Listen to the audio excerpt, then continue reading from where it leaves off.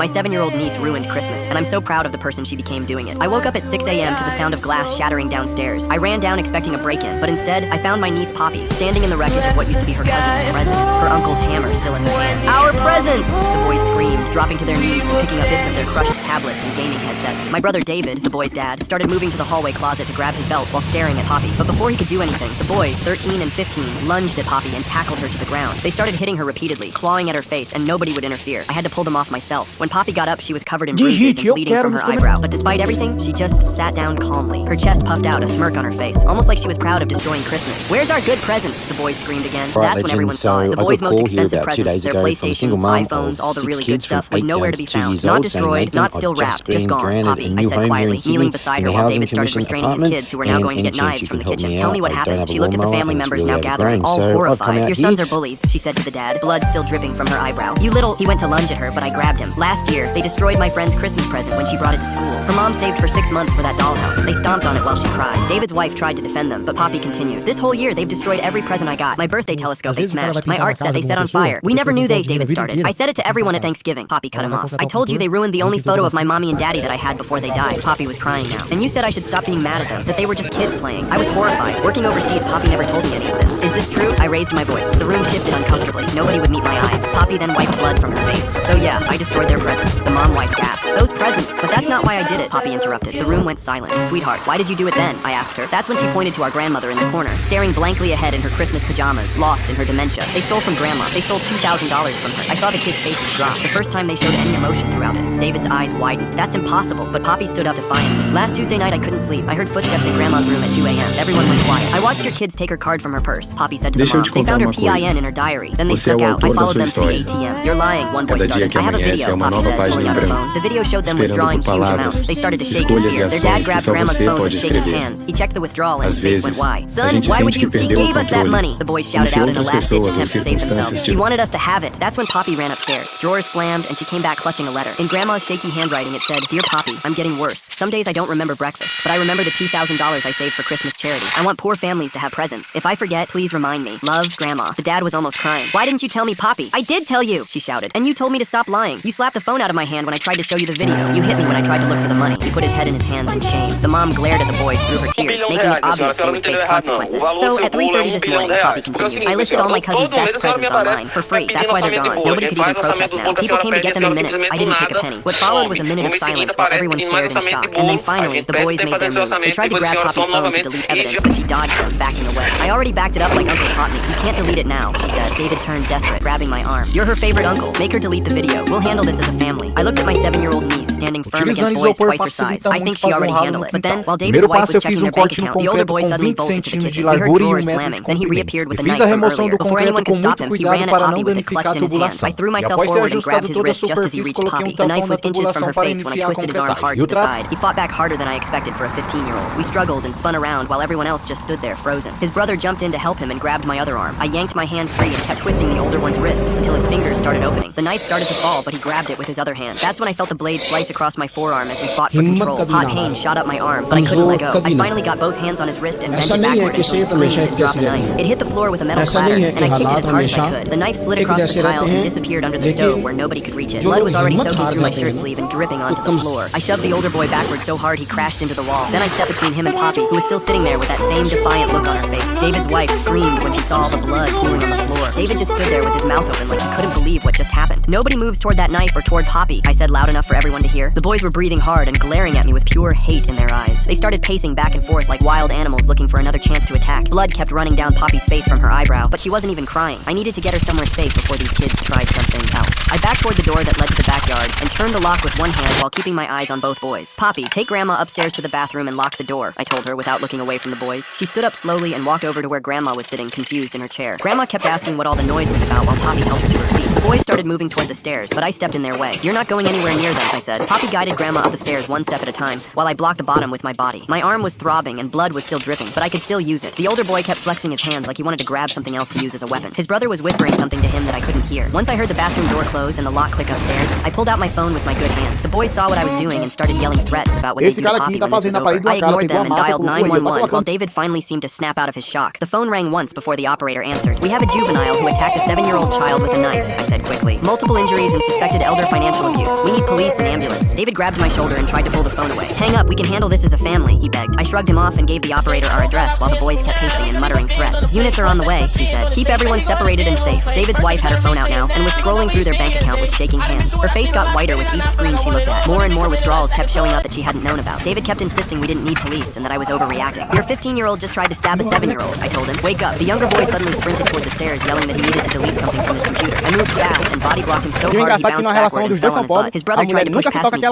but I planted myself firmly on the bottom step. "You're not going anywhere near Poppy or deleting anything," I said. They both tried to shove me at the same time, but I outweighed them combined. "Police are already on their way and all the evidence is already backed up," I announced loud enough for everyone in the house to hear. The boys looked at each other with panic in their eyes and started whispering about their phones. "Sit down and shut up," I told them. David's wife was crying now and showing David the bank statements on her phone screen. Thousands of dollars had been taken out over the past few weeks. From upstairs, Poppy's small voice came through the bathroom door saying the video was saved in 3 different places, just like I taught her. Poppy's sitting there bleeding with that smirk while her cousins are screaming about destroyed presents. Something tells me this little girl planned every single detail of this morning, from the timing to having that letter ready in her room upstairs. Relief washed over me knowing the evidence was safe. I could hear Grandma through the door asking Poppy where her purse went and why they were in the bathroom. The sound of sirens started getting louder from down the street. Family members who had been watching from the living room doorway started moving around quickly. Some were fixing their clothes and others were putting their phones away, trying to look normal. David kept running his hands through his hair over and over while muttering about how this got so out of hand. The front door opened hard enough to bang against the wall and 2 cops walked in with their hands on their holsters. I raised my good hand up high while keeping pressure on my bleeding arm with the other. "I'm the one who called," I said quickly. "There's a knife under the stove." The first cop was a big guy with gray hair who looked like he'd seen everything. His badge said Mercier, and he took one look at the blood on my shirt and the chaos in the living room before nodding to his partner. The younger cop moved toward the boys while Mercier came straight to me. "Tell me what happened fast," he said. I pointed at the older boy first, then at Poppy, who was still upstairs with Grandma. "He attacked my niece with a knife after she exposed them stealing from our grandmother with dementia." Mercier's jaw tightened as I kept talking about the stolen money and the destroyed presents and the years of bullying nobody stopped. Blood was soaking through the towel on my arm and dripping onto the floor. The younger cop had already moved between the boys and everyone else, while Mercier pulled out his radio. David started toward Mercier but stopped when the cop held up his hand. "Sir, stay back while we secured the scene." Mercier looked at his partner and pointed at the older boy. "Cuff him for everyone's safety." The kid started yelling that it wasn't fair, but the younger cop was already pulling his hands behind his back. The metal clicked around his wrists and suddenly he looked like what he was, a criminal. The younger one started crying and backing toward the door, but the cop told him to sit on the front steps where he could watch him. David's face went red and he started arguing about the handcuffs. "Protocol when weapons are involved," Mercier said without looking at him. I walked to the stairs and called up for Poppy to come down with Grandma. They appeared at the top with Poppy holding Grandma's hand and helping her down each step. Mercier's whole face changed when he saw Poppy's injuries. The cut above her eye was still bleeding and her face had bruises already turning purple. He grabbed his radio immediately and called for paramedics while Poppy just stood there holding Grandma's hand. "Sweetheart, do you feel safe showing me that video?" Mercier asked gently. Poppy pulled out her phone with steady hands and found the video file. The screen showed the boys at the ATM in the middle of the night withdrawing money over and over. David's wife started sobbing harder with each transaction played. Mercier watched the whole thing, then looked at the boys with disgust. Red and blue lights filled the windows as an ambulance pulled up outside. 2 paramedics rushed in with their bags and came straight to me first. They unwrapped the bloody towel and examined the cut while I tried not to wince. "Needs proper cleaning, but no stitches required," one said, while the other got out bandages. They cleaned it with something that burned like fire, then wrapped it tight with white gauze. Then they moved to Poppy, who sat perfectly still while they checked her eye. "This needs proper closure at the ER," the female paramedic said, "and we should x-ray these bruises to be safe." Grandma kept asking why everyone was hurt and trying to touch Poppy's face. "Did I do something wrong?" she asked over and over. Mercier looked at me and pointed toward the kitchen. "We need to retrieve that weapon safely." He handed me a pair of tongs from his evidence kit and held open a clear plastic bag. I got down on my hands and knees and reached under the stove with the tongs. The knife was right where I'd kicked it, and I pulled it out carefully without touching it. Mercier sealed the bag and wrote on it with a marker, while his body cam recorded everything. Through the window, I could see the older boy in the back of the patrol car, finally looking scared instead of angry. Mercier pulled out a small recorder and set it on the coffee table. "I need formal statements starting with you since you're going to the hospital." I sat down and told him everything from hearing the glass break to the knife attack. David kept trying to interrupt to say things weren't that bad, but Mercier shut him down. "You'll get your turn, sir." When Mercier asked about prior incidents, my stomach dropped. All those times Poppy had tried to tell us about destroyed toys and stolen things and mean pranks. She told everyone at Thanksgiving about the photo of her dead parents that the boys burned. She begged for help, and we'd all ignored her. David shifted in his chair when Mercier asked why none of this was reported to authorities.